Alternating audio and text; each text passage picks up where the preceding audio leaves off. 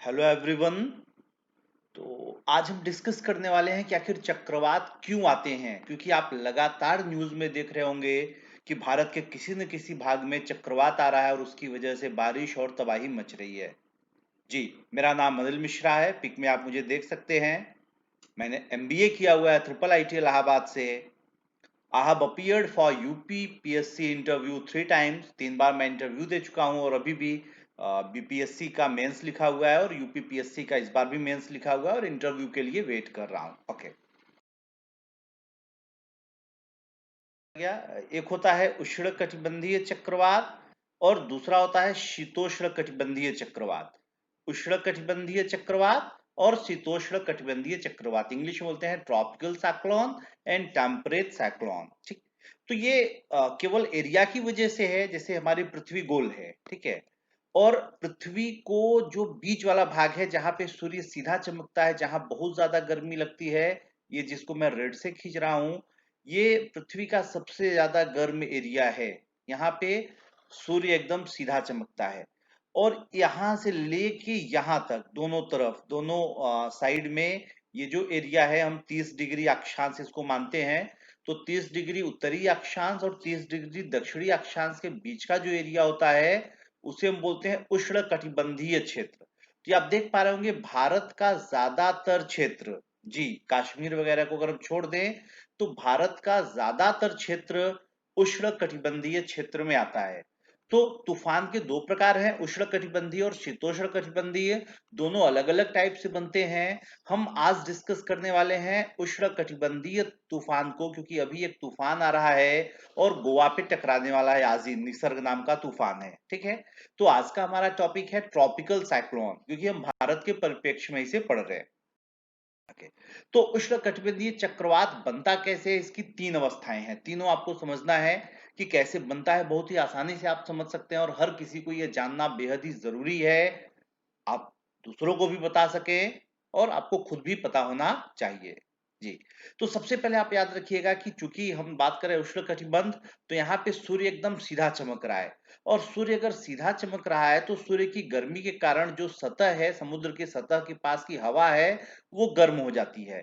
और हवा जब गर्म होगी तो वो ऊपर उठ जाएगी। और हवा जब ऊपर उठेगी तो नीचे समुद्र के सतह पे लो, मतलब कम वायुदाब क्षेत्र बन जाता है।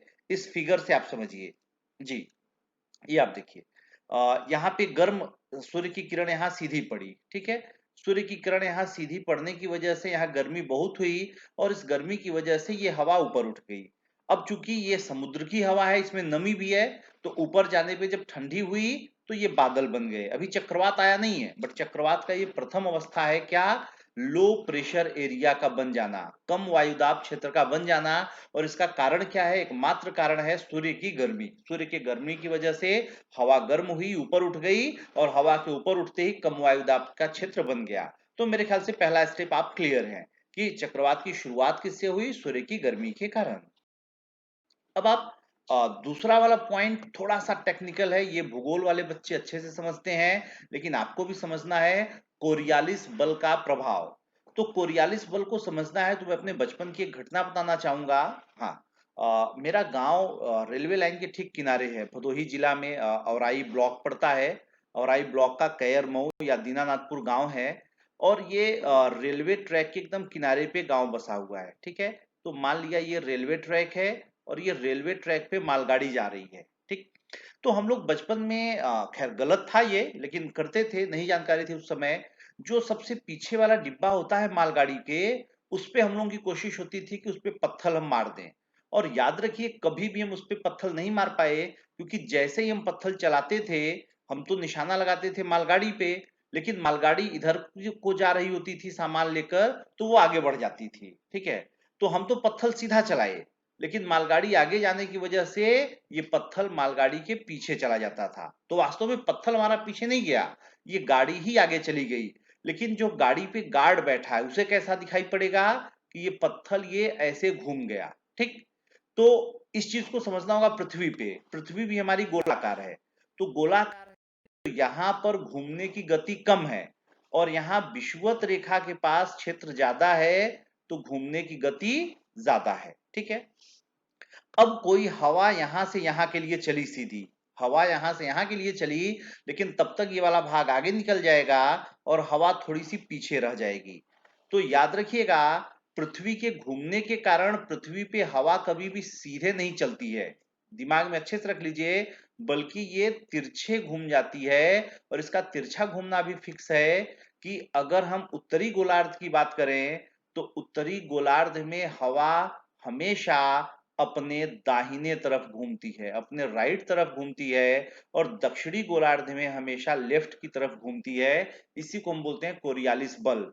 तो कोरियालिस बल है क्या? वास्तव में पृथ्वी जो गति कर रही है वो पोल पर उसकी गति कम है और विषुवत रेखा पर गति ज्यादा है। तो हवा जब चलती है तो वो सीधा ना पहुंचकर तिरछी हो जाती है। तो याद रखिएगा, सबसे ज्यादा कोरियालिस बल कहां पर है? पोल के पास है, क्योंकि यहां पर पृथ्वी की गति में अंतर सबसे ज्यादा है, इतना दूर आते ही बहुत अंतर हो जाता है। और सबसे कम कोरियालिस बल कहां होगा? तो सबसे कम होगा विषुवत रेखा के पास, क्योंकि यहाँ के दो बिंदुओं के बीच में गति, मतलब यहां भी तेज है और यहां भी थोड़ा सा ज्यादा तेज है, लेकिन अंतर बहुत नहीं है। तो कोरियालिस बल क्या होता है? हवा का सीधा ना होकर उत्तरी गोलार्ध में दाहिने घूम जाना और दक्षिणी गोलार्ध में बाएं घूम जाना। अगर आप ये समझ गए तो इसको चक्रवात से जोड़िए। ये देखिए, ठीक है। अब चक्रवात क्या था? यहाँ पे लो प्रेशर बना है, एल मतलब लो, यहाँ की हवा ऊपर उठ गई, तो चारों तरफ जो हाई प्रेशर है, जहां पर की हवा ऊपर नहीं उठी है, भाई हाई से लो हवा जाएगी। तो अगर कोरियालिस बल नहीं होता तो ये हवा सीधे आती।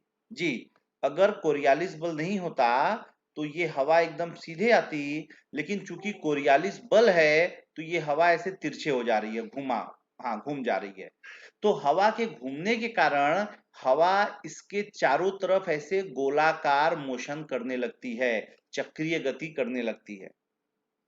तो कम वायुदाब क्षेत्र के चारों तरफ चक्रीय गति प्रारंभ हो जाता है।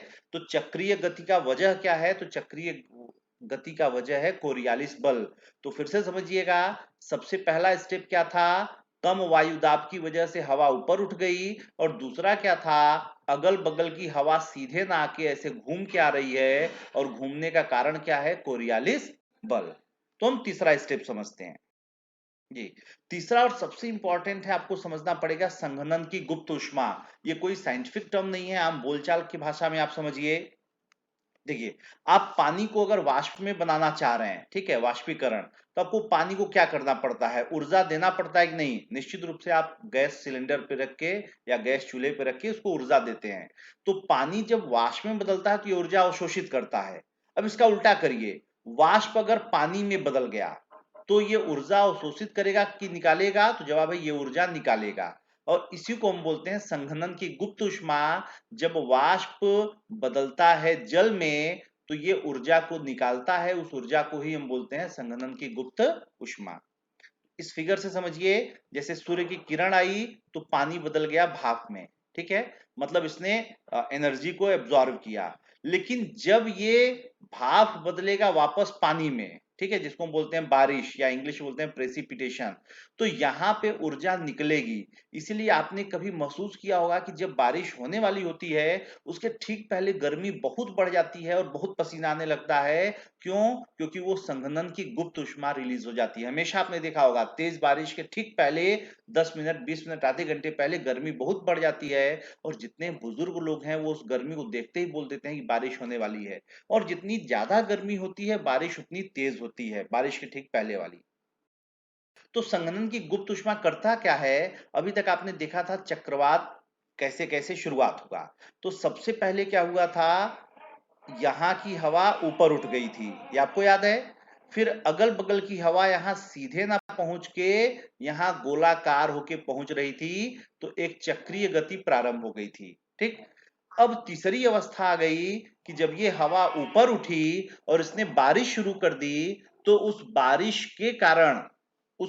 के कारण यहाँ की गर्मी घटने के बजाय और बढ़ गई। और गर्मी बढ़ी किस वजह से? ये संघनन की गुप्त ऊष्मा के कारण। तो बहुत सारे लोगों को लगता है कि बारिश होने के बाद ठंडा हो जाता है, बिल्कुल ठंडा हो जाता है, लेकिन नीचे का एरिया ठंडा होता है यहाँ का। यहाँ का जो बीच का एरिया है जहां पे संघनन हो रहा है, यहाँ ठंडा होने के बजाय गर्मी और बढ़ जाती है। तो एक बात हमेशा दिमाग में रखिएगा कि जिस चक्रवात में जितनी ज्यादा बारिश होगी, वो चक्रवात उतना ज्यादा बड़ा होता चला जाएगा। तो चक्रवात को ऊर्जा कहां से मिलती है? बारिश से मिलती है। उसको वैज्ञानिक भाषा में हम बोलते हैं संघनन की गुप्त ऊष्मा। ठीक, तो आपको ये तीनों स्टेप समझ में आ गया, और ये चक्रवात हमारा समुद्र में तेजी से आ गया और ये स्थल की तरफ बढ़ना शुरू हो गया, और ये स्थल की तरफ भी पानी तेज से ऊपर नीचे होने लगा। अब हम चौथा अवस्था समझते हैं कि चक्रवात का समाप्त हो जाना। तो ये हमारा चक्रवात अब टकरा गया स्थल से। आप ये देखिए, हम बंगाल की खाड़ी का एक सीन ले रहे हैं। ये बंगाल की खाड़ी में तूफान है। ये पहले रेड था और रेड से डार्क रेड हो गया। मतलब जितना ज्यादा बारिश हो रहा है, ये चक्रवात खतरनाक होता चला जा रहा है। और चक्रवात सबसे खतरनाक कब होता है? जब ये स्थल से टकराता है, उस समय इसकी ऊर्जा सबसे ज्यादा होती है। लेकिन जैसे ये स्थल से टकराता है तो इसकी ऊर्जा खत्म होने लगती है। इसकी सीधी सी वजह क्या है कि स्थल पे इसको पानी नहीं मिल पाता कि जिसको ये ऊपर भेज कर बारिश करा सके। तो जैसे स्थल पे टकराएगा, संघनन की प्रक्रिया कम हो जाएगी। और अगर एक बार संघनन की प्रक्रिया कम हो गई तो संघनन की गुप्त ऊष्मा नहीं मिलेगी। मतलब चक्रवात का पावर हाउस ही खत्म हो गया। संघनन की गुप्त ऊष्मा ही इसका पावर हाउस था, और चक्रवात का पावर हाउस खत्म होते ही चक्रवात अब समाप्त हो जाता है। तो थोड़ा सा मैं अपने बारे में बता दूं। मैं 2 यूट्यूब चैनल चलाता हूं। एक ऑफिसर्स एकेडमी ऑनलाइन क्लासेस के नाम से है, ये जो सिविल सर्विसेज और एनडीए की तैयारी करना चाह रहे हैं उनके लिए है। और दूसरा वॉइस इंस्टीट्यूट ऑफ इंग्लिश के नाम से है, ये स्पोकन इंग्लिश और कॉम्पिटिटिव इंग्लिश वाले बच्चों के लिए है। अगर आपको मेरा समझाने का तरीका अच्छा लगा तो आप इन चैनल्स पे जाइए। तो कुछ और बातें कर लेते हैं। चक्रवात को हम 5 कैटेगरी में बांटते हैं। कैटेगरी 1, कैटेगरी 2, कैटेगरी 3, कैटेगरी 4 और कैटेगरी 5। कैटेगरी 1 मिनिमल डैमेज वाला होता है, बहुत कम डैमेज करता है। हवा की स्पीड 119 से 153 है। कैटेगरी 2 मॉडरेट है, इसमें हवा की स्पीड 154 से 177 है। तीसरा एक्सटेंसिव डैमेज करता है, भारत में ज्यादातर तूफान यही वाले रहते हैं, 178 से 208। चौथा एक्सट्रीम डैमेज कैटेगरी 4, ये 209 से 251। और पांचवा कैटेस्ट्रॉफिक है, इसमें हवा की स्पीड 252 किलोमीटर से ज्यादा होती है। जी, चक्रवात के रीजनल नेम, ये कंपटीशन के लिए मैंने पॉइंट डाल दिया। अगर आप कॉम्पिटेटिव एग्जाम दे रहे हैं तो ये वाला पेज देखिए, अदरवाइज आप आगे बढ़ जाइए। तो चक्रवात के क्या क्या नाम है? चाइना सी में इसको बोलते हैं टाइफून, ट्रॉपिकल साइक्लोन बोलते हैं हिंद महासागर में, हरिकेन बोलते हैं कैरिबियन सी में, टॉर्नेडो बोलते हैं यूएसए में, विली विली बोलते हैं नॉर्दर्न ऑस्ट्रेलिया में, इसका नाम है विली विली, और बोगियो बोलते हैं फिलीपींस में, और टाइफू बोलते हैं जापान में। तो चक्रवात के ये रीजनल नेम हमेशा एग्जाम में पूछे जाते हैं, याद रखिएगा। Thank you very much for attending my lecture. Thank you. आप जरूर इसको अपने पेज पे शेयर करिए अगर अच्छा लगा तो, और नहीं अच्छा लगा तो फिर कोई बात नहीं।